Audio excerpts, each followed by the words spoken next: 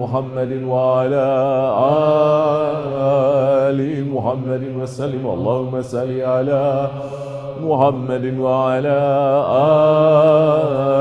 آل محمد وسلم اللهم صل على محمد وعلى آل محمد وسلم اللهم صل على محمد وعلى آل محمد وسلم اللهم صل على محمد وعلى آل محمد وسلم اللهم صل على محمد وعلى آل محمد وسلم اللهم صل على محمد وعلى آل محمد وسلم اللهم صل على محمد وعلى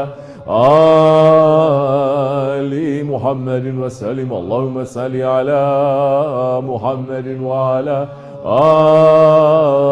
آل محمد وسلم ألم نشرح بسم الله الرحمن الرحيم ألم نشرح لك صدرك ووضعنا عنك وزرك الذي أنقض ظهرك ورفعنا لك ذكرك فإن مع العسر يسرا إن مع العسر يسرا فإذا فرغت فانصب وإلى ربك فارغب الله بسم الله الرحمن الرحيم ألم نشرح لك صدرك ووضعنا عنك وزرك الذي أنقض ظهرك ورفعنا لك ذكرك فإن مع العسر يسرا إن مع العسر يسرا فإذا فرغت فانصب وإلى ربك فارغب الله بسم الله الرحمن الرحيم ألم نشرح لك صدرك ووضعنا عنك وزرك الذي أنقض ظهرك ورفعنا لك ذكرك وإن مع العسر يسرا إن مع العسر يسرا فإذا فرغت فانصب وإلى ربك فارغب الله إخلاص الشر بسم الله الرحمن الرحيم قل هو الله أحد الله الصمد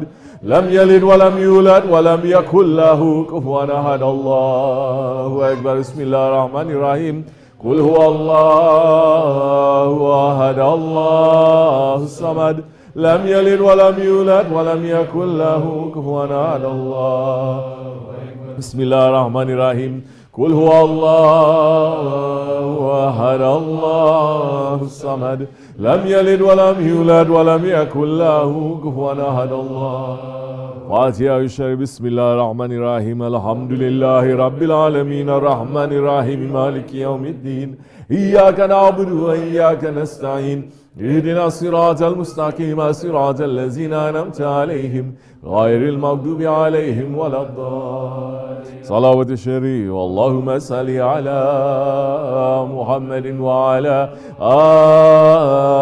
آل محمد وسلم اللهم صل على محمد وعلى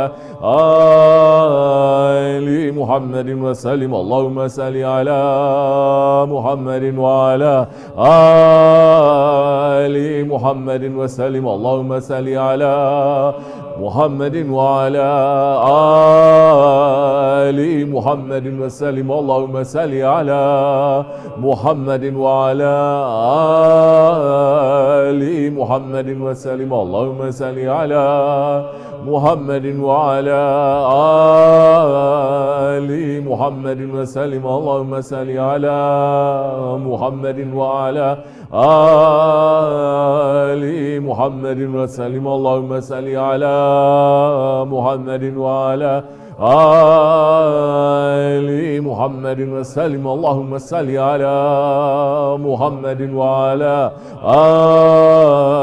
آل محمد وسلم اللهم صل على محمد وعلى آل محمد وسلم صل يا ربي وسلم على جميع الأنبياء والمرسلين وعلى كل أجمعين والحمد لله رب العالمين. أعوذ بالله من الشيطان الرجيم بسم الله الرحمن الرحيم ربي قد آتيتني من الملك وعلمتني من تأويل الأحاديث فاطر السماوات والأرض أنت ولي في الدنيا والآخرة توفني مسلما حقا بالصالحين آمنا بالله صدق الله العظيم سبحانك ربك رب العزة عما يصفون وسلام على المرسلين والحمد لله رب العالمين إلى أشرف النبي المصطفى رسول الله صلى الله عليه وسلم كرامنا ومشايخنا في طريقة أشمل العالية خاصة روحي ما طريق أوزن حالك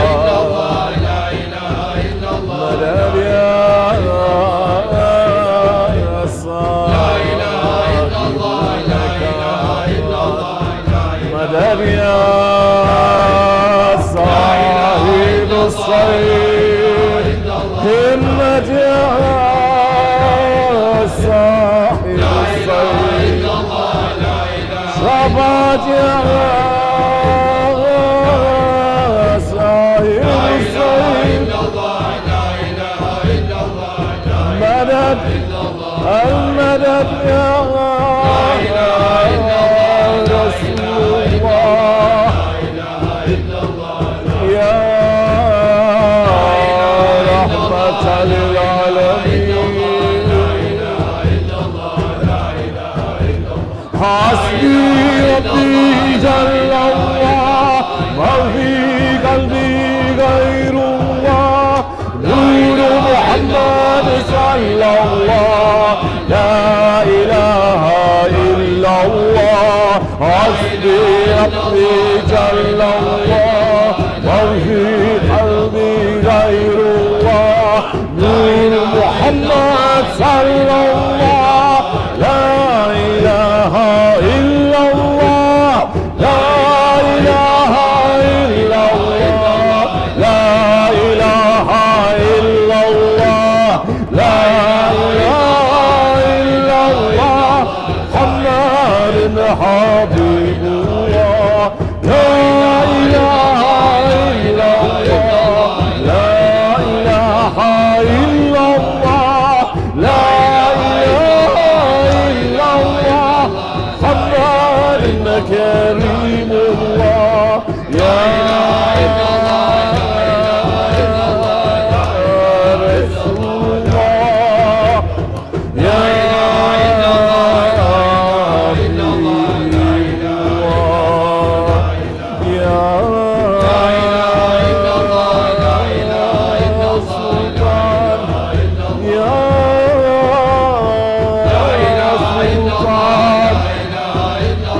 يا سلطان الأنبياء لا إله إلا الله سلطان الأنبياء يا صاحب السيد همت يا صاحب السيد مدد يا صاحب السيد شفاعة يا صاحب السيد لا إله إلا الله لا إله إلا الله والحمد لله رب العالمين لا إله إلا الله لا إله إلا